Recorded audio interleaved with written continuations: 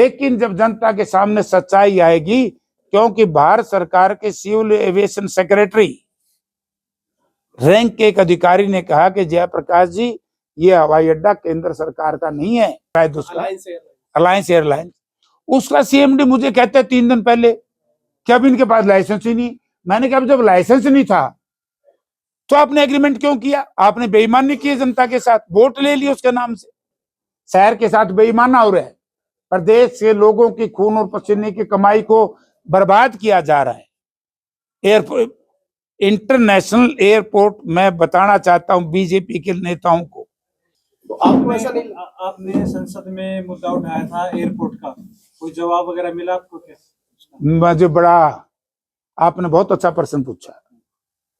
Airlines का जो मुआहिदा हुआ था ना, कॉन्ट्रैक्ट हुआ था, मैंने 3 दिन पहले उनके सीएमडी मिले थे। सीएमडी ने ये कहा, मुझे बड़ा तकलीफ है और मैं ऑन ओथ कह सकता हूं बीजेपी की सरकार को और बीजेपी के नेताओं को, जो ड्रामा करते थे कि हिसार में इंटरनेशनल एयरपोर्ट बनेगा।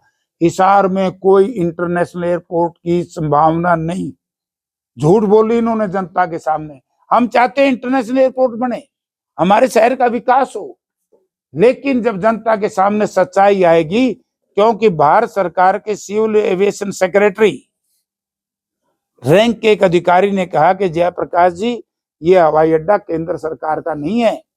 वो कह रहे हैं कि अब केंद्र सरकार को दिया जा रहा है अथॉरिटी। सुनो भी पूरी, यही तो जो मैंने कहा था लोगों के सामने चुनाव से पहले के लोगों, बीजेपी को हटाओ, प्रदेश को बचाओ। लोगों ने हमारी बात तो स्वीकार की, लेकिन जिन लोगों की वजह से ये हुआ है उनको भी लोग सबक सिखाएंगे। क्योंकि अभी जिससे आपका एग्रीमेंट तो पहले हो गया एयरलाइन से, और वो उसका सीएमडी कहता है कि अभी तो लाइसेंस ही नहीं इनके पास, लाइसेंस नहीं मिला उड़ान भरने का।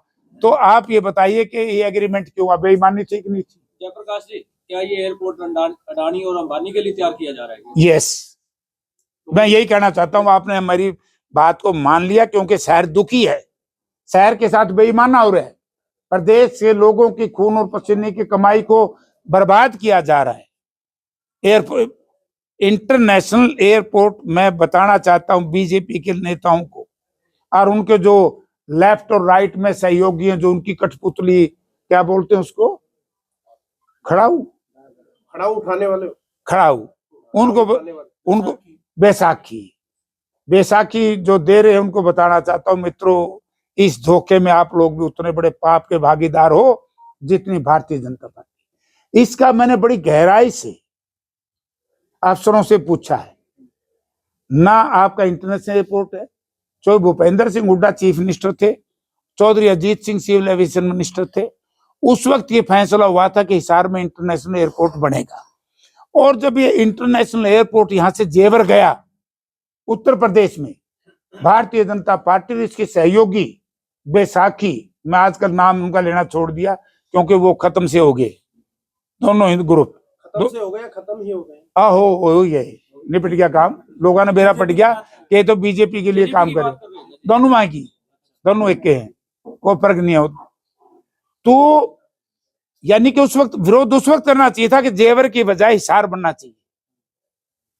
एक बेईमाना, किसी ने आवाज उठाई हो तो बताओ, बीजेपी के नेताओं ने आवाज क्यों नहीं उठाई भाई? उसके बाद इस पे मेरे ख्याल में कोई 2-2.5 हजार करोड़ रुपया लगा दिया उन्होंने, एग्जैक्ट फिगर मेरे पास नहीं है, बहुत मोटा पैसा लगा दिया। अब सिविल एविएशन सेक्रेटरी कहते हैं कि अभी तो इसको लाइसेंस ही नहीं मिला। आपने एग्रीमेंट कर लिया आज से 8 महीने पहले कि ये एयर जो लाइन है, अलायंस नाम है शायद उसका, अलायंस एयरलाइन, उसका सीएमडी मुझे कहते हैं 3 दिन पहले कि अब इनके पास लाइसेंस ही नहीं। मैंने कहा जब लाइसेंस नहीं था तो आपने एग्रीमेंट क्यों किया? आपने बेईमानी की जनता के साथ, वोट ले लिए उसके नाम से। बोला मैं क्या करूं? अब ये मुझे बड़े दुख के साथ कहना पड़ रहा है, हम चाहते थे यहाँ हवाई जहाज उड़े, अंतरराष्ट्रीय उड़ान आए जाए, शहर के लोगों को व्यापार मिले, लेकिन इन भारतीय जनता पार्टी इसकी बैसाखियों ने बेईमानी तरीके से अब मुझे जो पता लगा है वो है कि ये केंद्र सरकार ने लिया, यानी स्टेट हवाई अड्डा बन गया प्रदेश का। ये अभी कल परसों मीडिया में, राष्ट्रीय अखबारों में खबर छपी है कि इसका पूरा जो एकाधिकार है वो सेंट्रल सिविल एविएशन डिपार्टमेंट को दिया जा रहा है।